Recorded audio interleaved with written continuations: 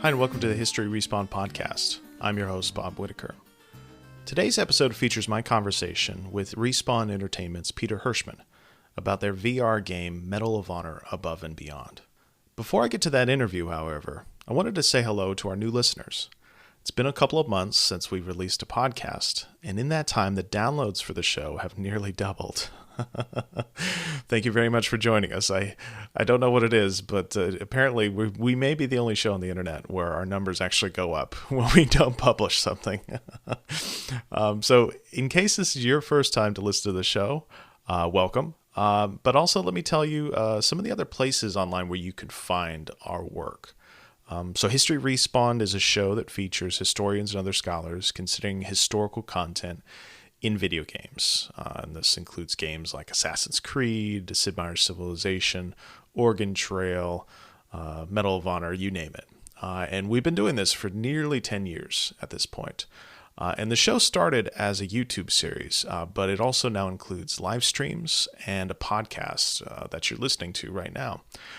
So in addition to talks with academics, this series is also included in-depth conversation with game developers about history games, as well as reports from game development conferences on the same topic. And this past year, History Respawned introduced its first limited series called Civs 101, which features in-depth historical analysis of Sid Meier's Civilization series. We're hoping to keep that series going this year. We'll see how it goes.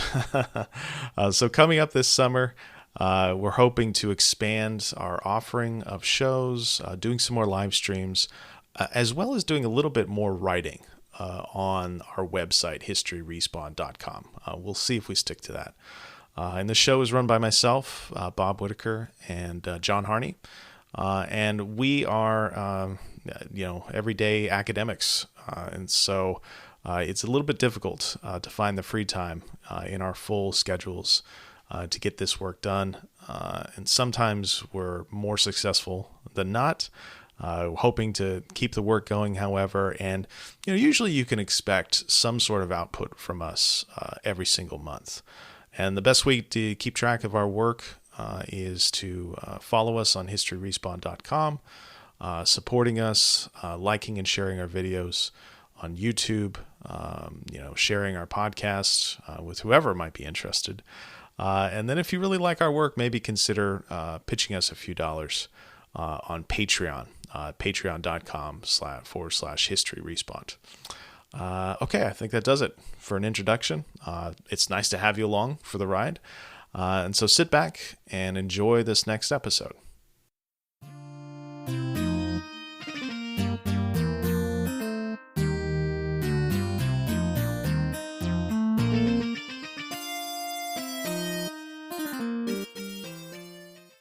Hi, and welcome to the History Respawn podcast. I'm your host, Bob Whitaker.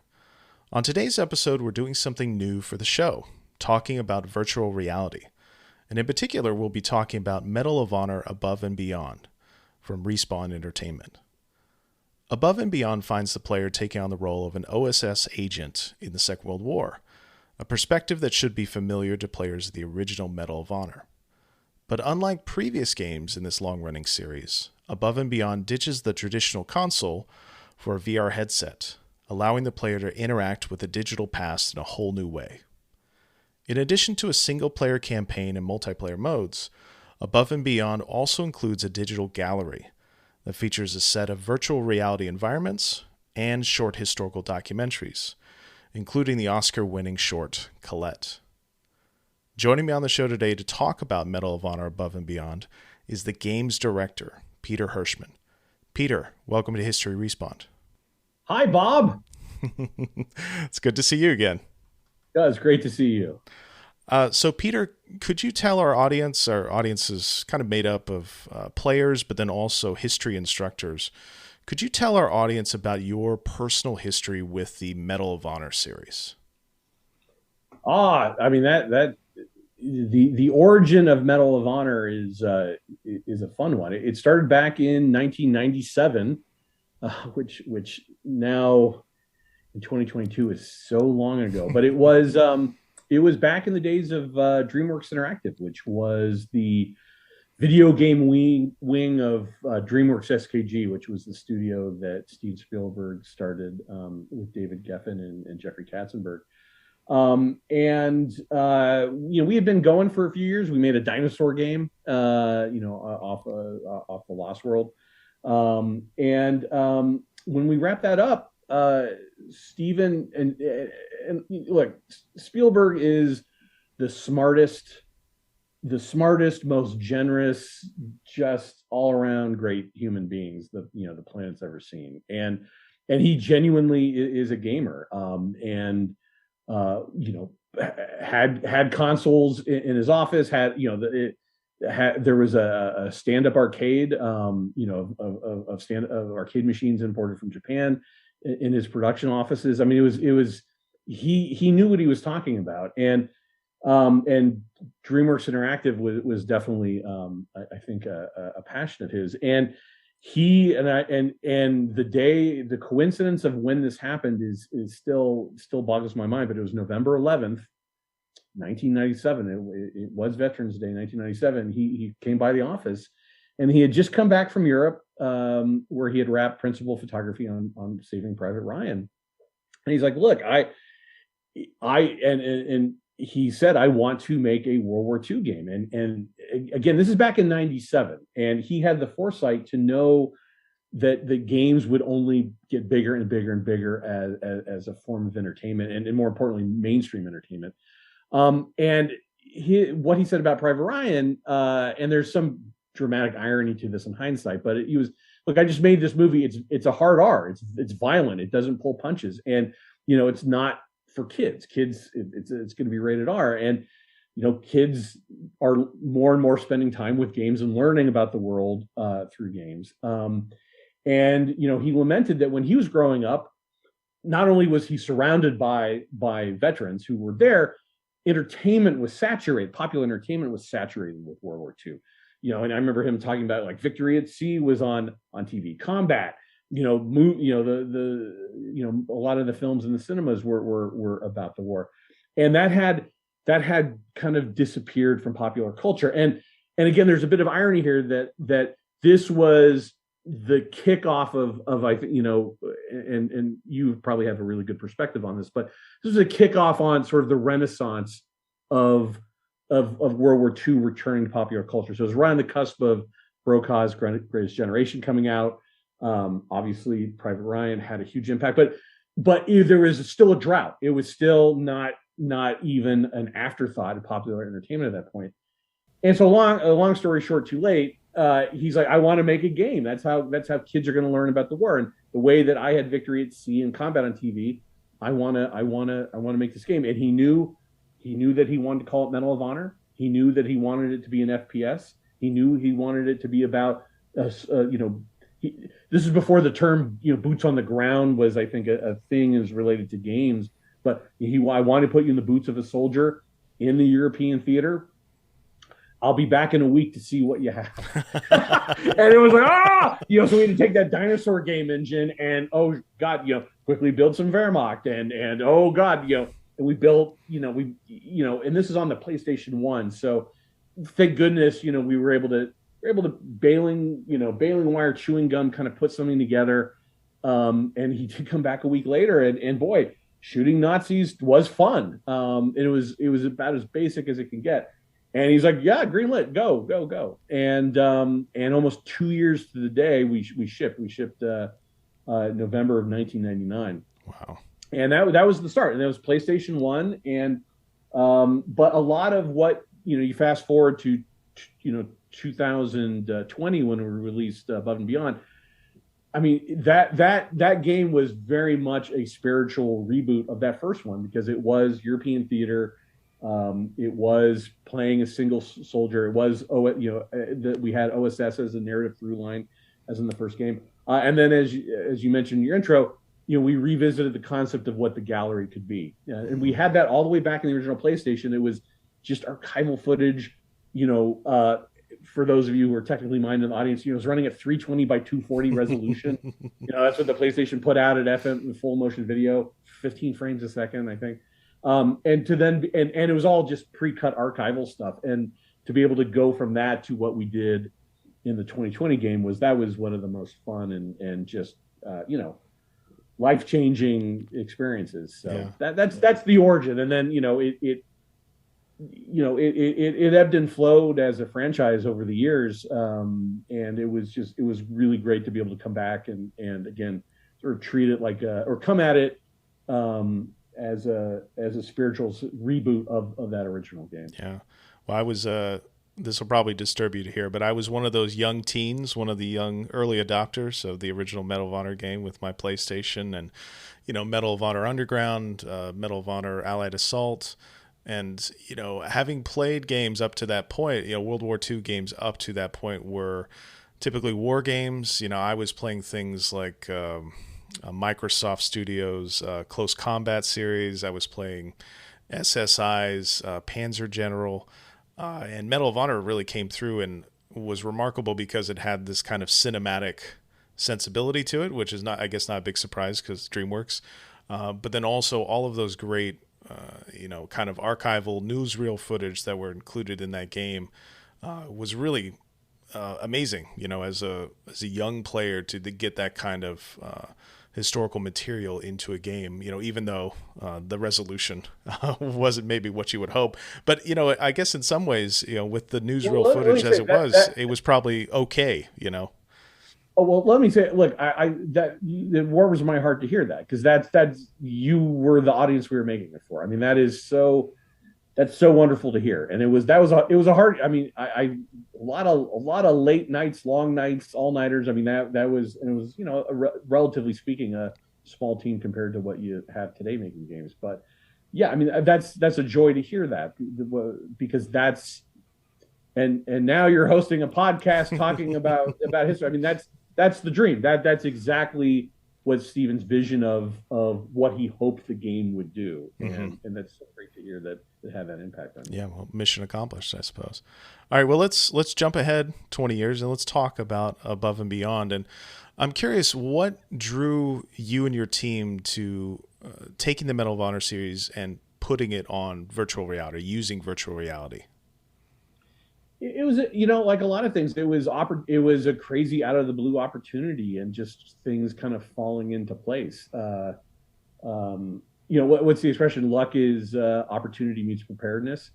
We had at Respawn been talking about rebooting it, and originally we were talking about in at least Electronic Arts parlance, we were talking about it as an HD reboot, so doing it for consoles and running on TV, and Oculus, now Meta, but Oculus came a knocking, and they're great partners, and they were a joy to work with. And they had been looking for something to partner with Respawn on. And this is, early on when we kicked it off, the Rift, for those of you who are up on their VR hardware, the Rift was the thing that was the state of the art, and the VR hardware world has evolved so quickly that by the time we shipped the game, the Rift didn't even exist. They had stopped manufacturing it. I mean, that's how it's a testament to how long it takes to make a game, but also just how quickly the hardware is evolving.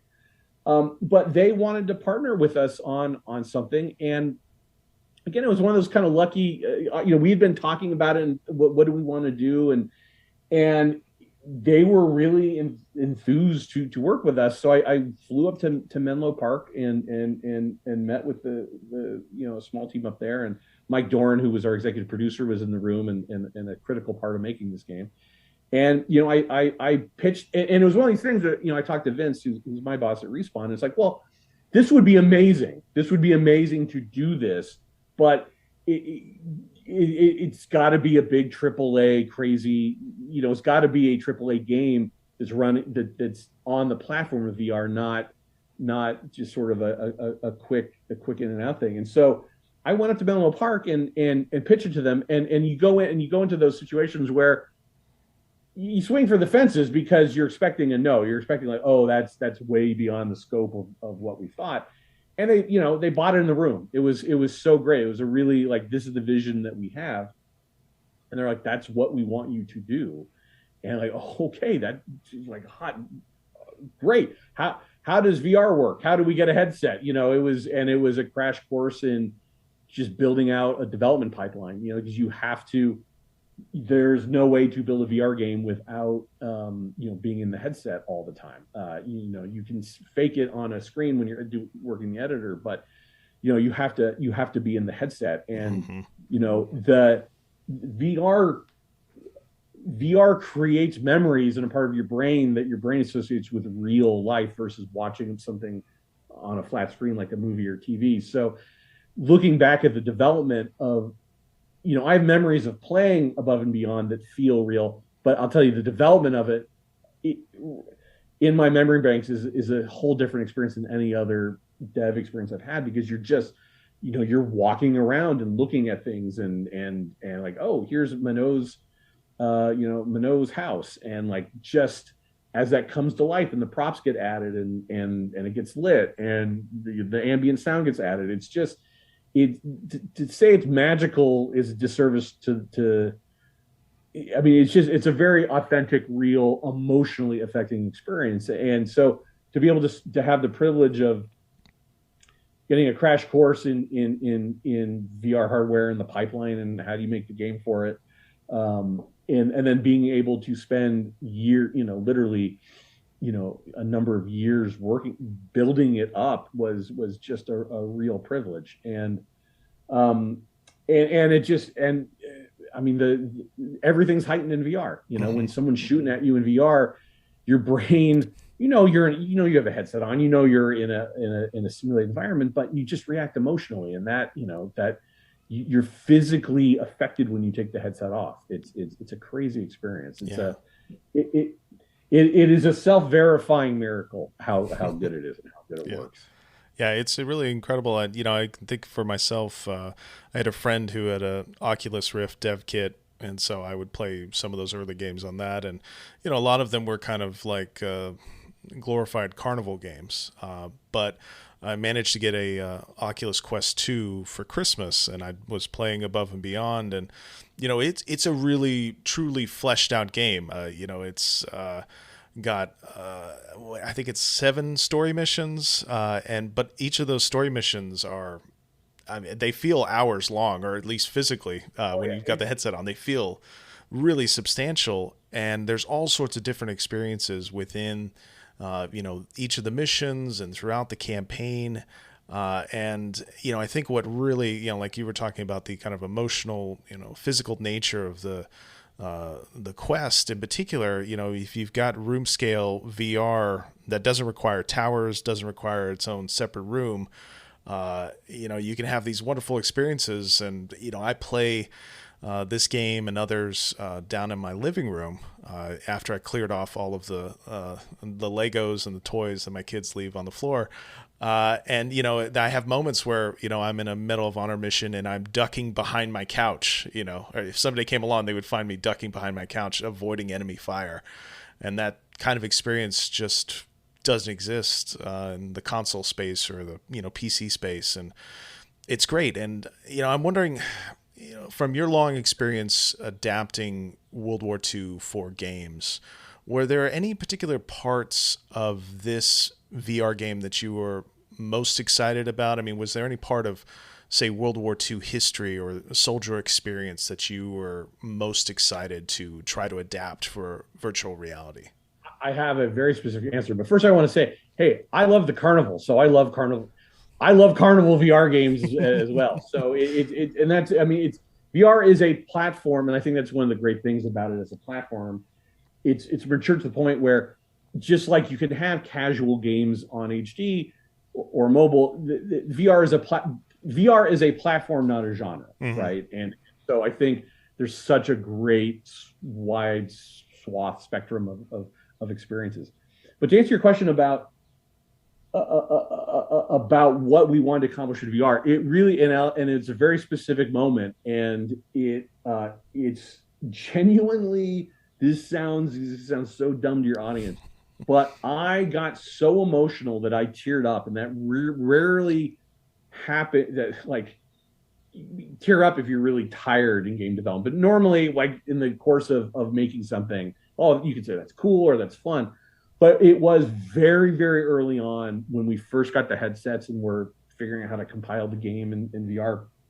and we had a really nice high res model of a Heinkel 111, and it looked great in Maya, it looked great in the editor, and we were just and so we had built this sort of test area that we were to get up and running on the headset, and so we threw this model in there and scaled it up so it was the right size, and then you go into the matrix, you go into the. And I remember suddenly seeing it, and this is a plane that the last flying version, there's only static versions of it. The last flying version, I think, sadly crashed at an air show, a number of years ago. So this is a plane that had such an impact on world history, right? And it doesn't, and it's gone. Like, you can maybe see it in the museum, but it's going to be, because they're only static, you can't get close to it, right? It's always going to be behind a rope or something. And suddenly I was standing in front of one. And I had to duck under the wing. I had to physically duck under the wing. I could stick my head up into the wheel well where the gear went. And suddenly it was like, oh my God, it's like this isn't a headset. This is a time machine. Mm-hmm. And I spent so much time just walking around that model. And like, this is what it was like to be on the flight line before when these took off to go bomb the UK. It was an emotional experience. Like, oh my God, the revelation of how real this could feel. Because the thing about, if you've never done VR, it's hard to describe a sense, right? In the SE sense of the word, but it's not just that they're like a TV screen is up close to your eyes. It's stereoscopic. It's 3D. So you are perceiving depth, and where you are the camera. So where you look is what what is in your field of view. So immediately your brain feels like you're there, and you can still have like robot hands and not have any feet, but just the fact that where you look is where the camera is such an important thing, and the fact that you are experiencing the true 3D. There's depth to it. That's the magic of it. That is the sense of presence that people talk about. And so that just had that one bomber was when I knew, oh my God, I used to say this all the time to the dev team.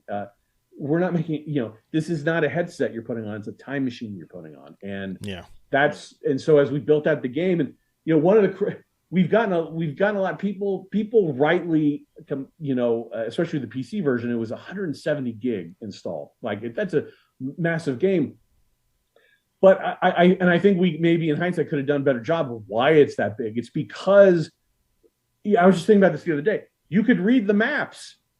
you could pick up a map and read the map. Yep. We put in the highest level of detail, the highest LOD for everything, because you can get up and close to it, and that exponentially increased the file size. But we tried to, the part of the European theater of operations circa 1943 to 1945 that we're building out, we wanted it to be as authentic as possible. And so when you're in any given space, you can pick stuff up and read it and look at it, and go up to the texture on the wall, and I used to, this is a true little factoid.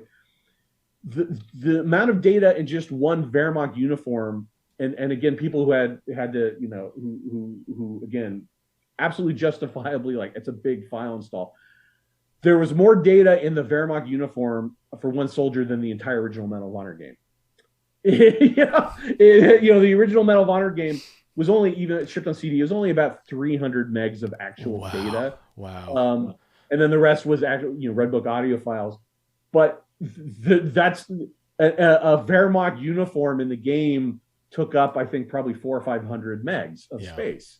But you could see the stitching, you could see embroidery, and that, again, that's the whole time machine element of it.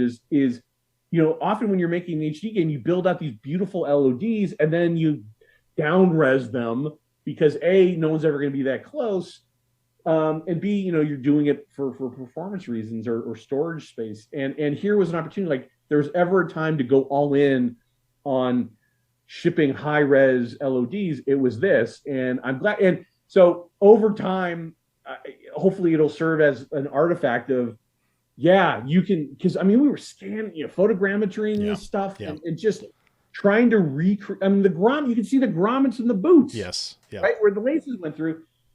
And again, people may say that's stupid. And yeah, if it's a game about combat and stuff, do you really need to see the grommets in the boots? But I felt like, God, we have this opportunity. If we're going to be in VR, let's go all in. And granted, Oculus was great partners on this. They were like, yeah. I kept saying, hey, the file size is getting bigger, and they're like, is the shit cool? Like, yeah, well then keep putting it in. And so I hope it serves as a historical document to some regard, because it is super high res, and that's why, like, we built out these quartermaster areas before you started mission. I was going to ask you about that. We put all the uniforms on mannequins just so, because when you are when you're getting shot at or shooting at Nazis, you're not going to, hey, let me see those patches. We created environments where you could just spend as much time as you wanted oogling at that stuff and looking at that detail. And that quartermaster conceit was, yeah, here's an area where you can just pour over this stuff and spend as much time with it and play with it without worrying about getting shot at. It's in this safe environment. So that was the genesis, and it ended up being a really good way to kind of launch the player into the mission anyway. But yeah, that's why we have mannequins wearing the uniforms in a non-combat environment, so you can just, oh, that's cool. And yeah, I mean, I think that's one of the things I appreciate the most about this game is that, the times where you're not actively playing a campaign mission are some of the best historical moments in terms of material culture from the past and from that era. And, I could think too, where the game launches you and it's kind of in a dormitory in Whitehall, where you can go through and walk around and you can interact with documents. You can look at the map, like you said, you can read the text off the map, and then there's also a record player, and you can, read the record and then put it on. And it's great. I think, not just a fun game to play, a World War II game to play, an illustrious history in that regard, but also, like you said, this kind of, elements of material culture that you can get from this game. And it obviously took a lot of work, that quartermaster section. I'm not sure many other developers would even bother, like you said, but it's nice to hear that at least you got the chance to put those elements in, because I feel like you said, a lot of those type of things, those historical touches often get left on the cutting room floor. Yeah. And we tried to put, the fun thing about game development is, you build the model and you build it life size, but then you can scale it down, and then it's a prop. It's the people in the back, the boys in the back made this model of this of this PT boat for you to look at, and it's literally the PT boat shrunk down. But we worked with a wonderful actress who voiced Huxley, who's the quartermaster, and my God, we recorded I think well over 1,000 lines just with her, of her giving context. That we had sort of 3 tiers of lines for each thing in the court, where she would give you the whatever the relevant gameplay info you needed, and then there would be some historical flavor that we tried to weave in a very sort of natural way, so it wasn't like hearing a Wikipedia entry, but it's and then it was fun to kind of give her a little personality, because that character had lived through the Blitz, and had some very strong opinions that she was able to work in as well, which I think was kind of fun to give voice to. This, give voice to the people that had to live through that normally you wouldn't maybe encounter in a World War II game. Yeah. But yeah, I mean, I'm happy to hear that you appreciate that. Again, players could skip all that. It's just you start the mission and start shooting the bad guys. But yeah, there's a lot in there for people to kind of explore and play with, and God forbid learn something, but that's sort of the secret motive. Yeah. Well, speaking of great historical content, could you tell us a little bit about how Above and Beyond's gallery came together? Bob, that was a pretty good segue I served up for you. Oh, thank you. Yes. Yeah, I mean, like I said, that just the way there was an opportunity to sort of reboot and reinvent, reimagine, whatever kind of cliche word you want to use, the game proper. It's like, hey, what can we do with the gallery? And it started with, me, and Anthony Giacchino, who was our director on it, on all the gallery stuff. We still refer back to the email I sent him where I'm like, hey, you busy right now? I got an idea. I want to run something by you. And it was, the kernel of it was there an opportunity to actually do some new scholarship instead of just doing what we did previously, which was just edit archival stuff, which can be great. And especially archival plus infographics plus, contemporary scholarship can be a really great, enlightening thing. I love it.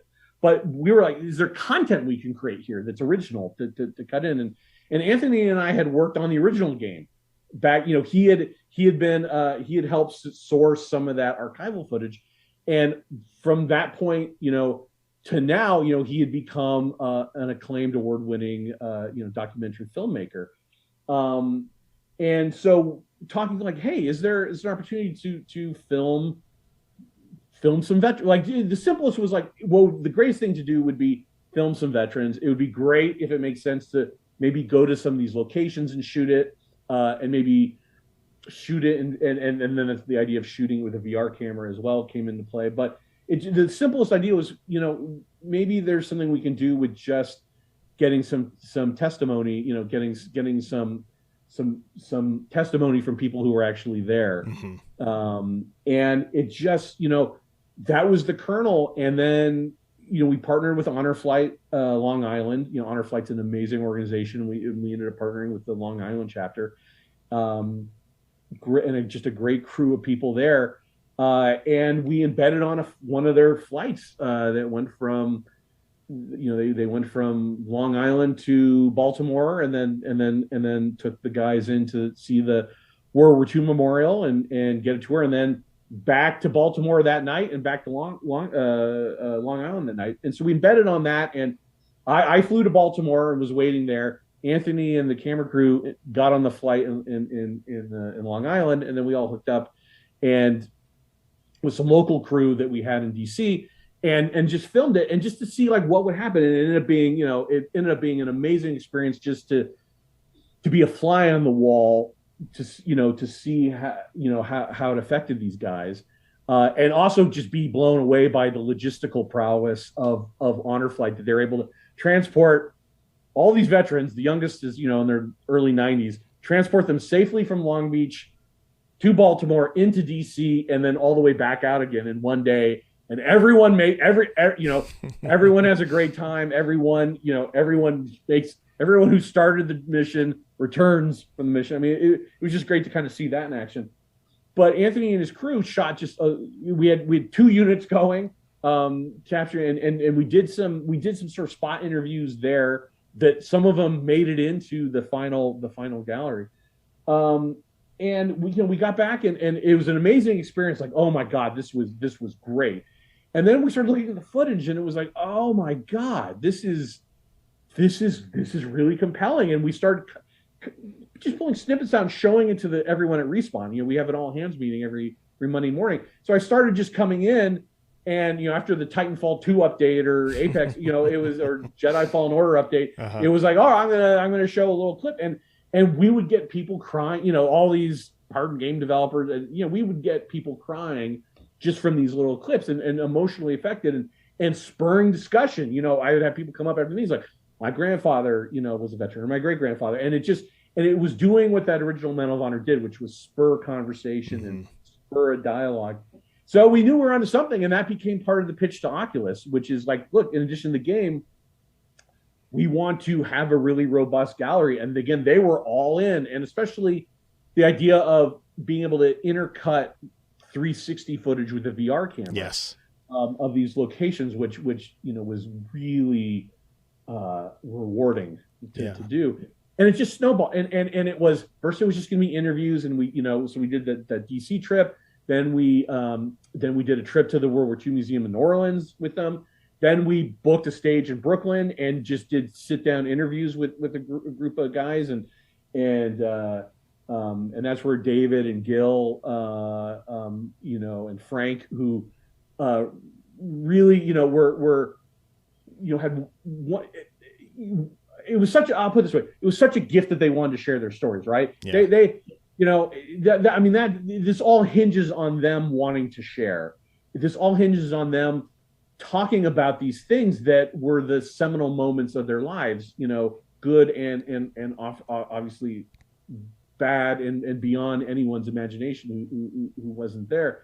And so their generosity in wanting to share these stories and take the time and come out to Brooklyn, come out to Brooklyn, get a little makeup on and truth be told, they loved the pampering was part of the fun part, like hair and makeup, like that was always a joy to see a guy, one of the guys go through that. But it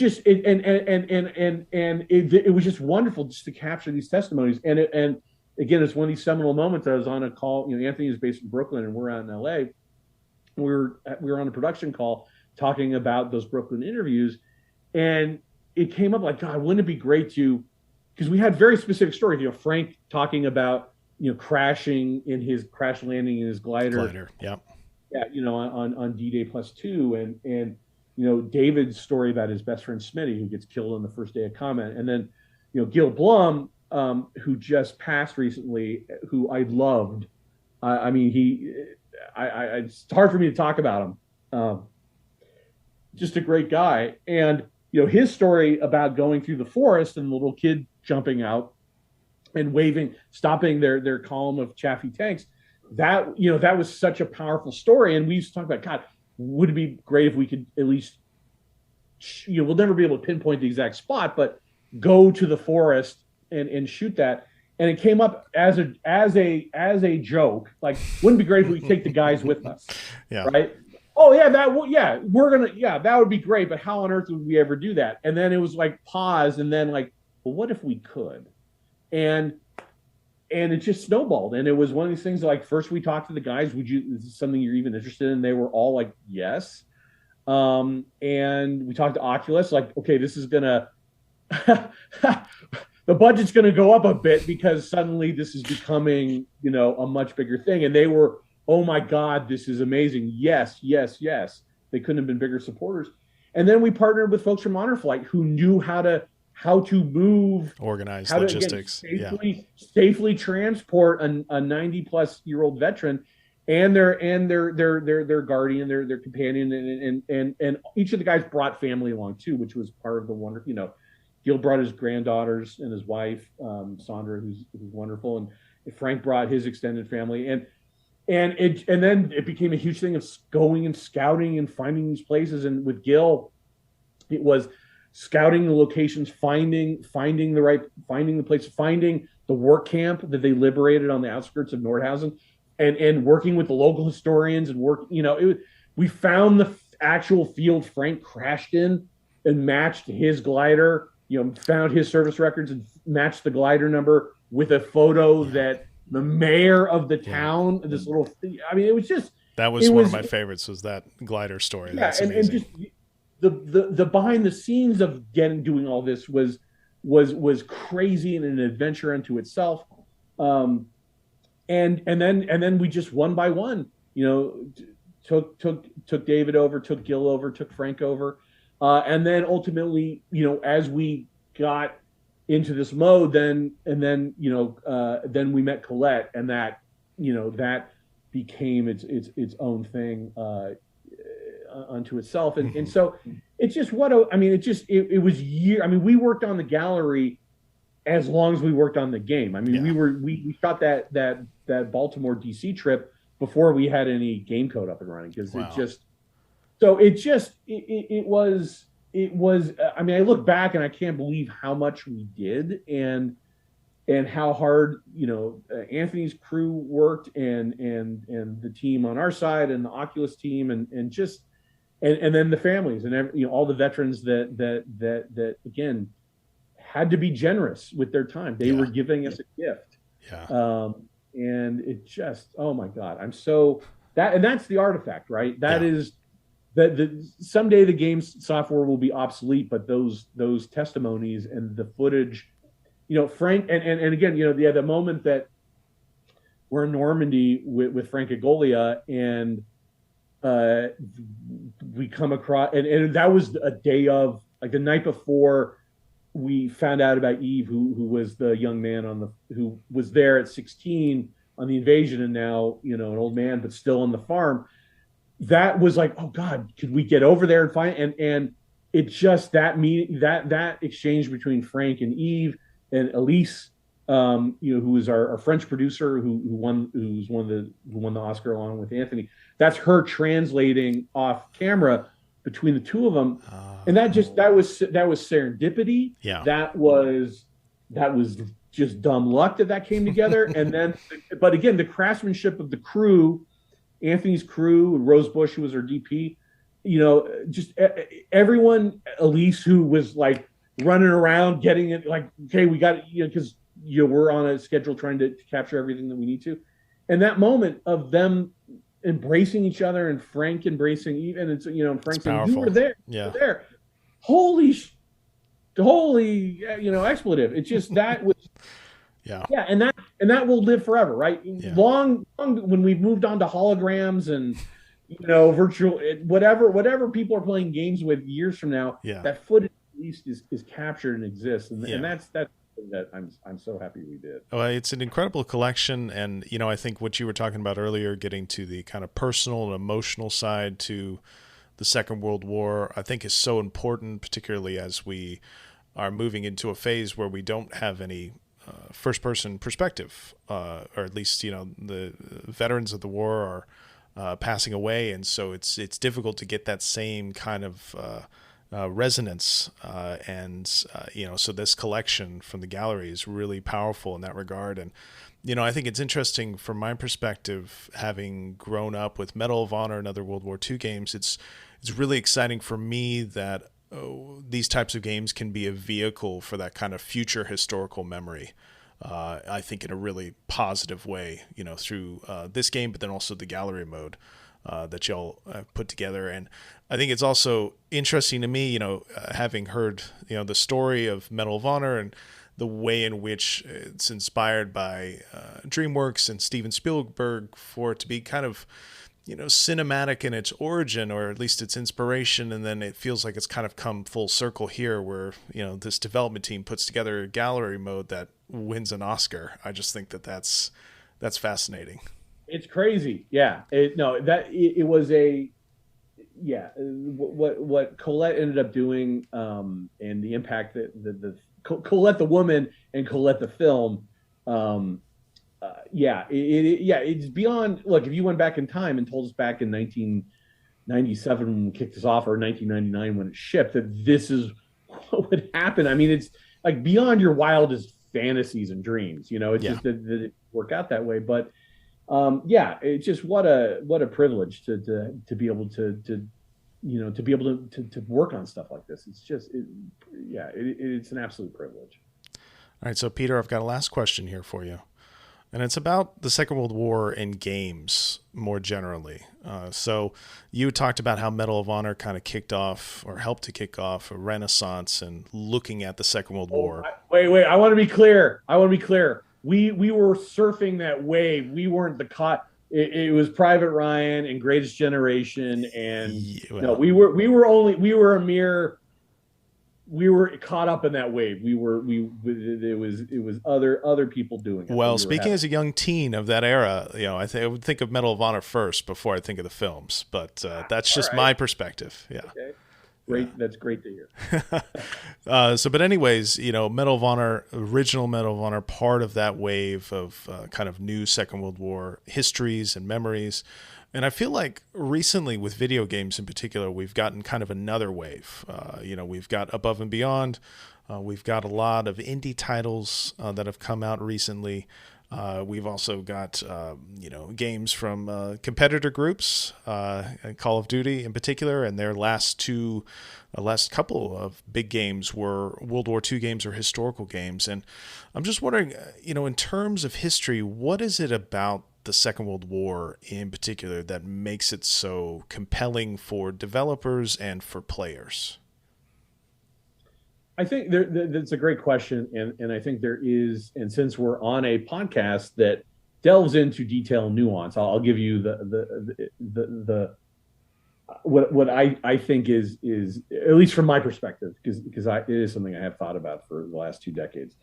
I think just first and foremost, and let's first caveat that just as there are a million ways to tell a story in a film or a TV show, there are a million ways to make arguably more with a game, because the game style, whether it's an FPS, a top-down strategy, something that's a little more indie adventure-y, kind of like there are more ways there's so many ways into telling a story about World War II via gameplay and genre that you can count.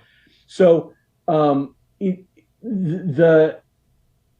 first thing is that it is one of the most compelling stories, if not the defining story that's affecting our lives today.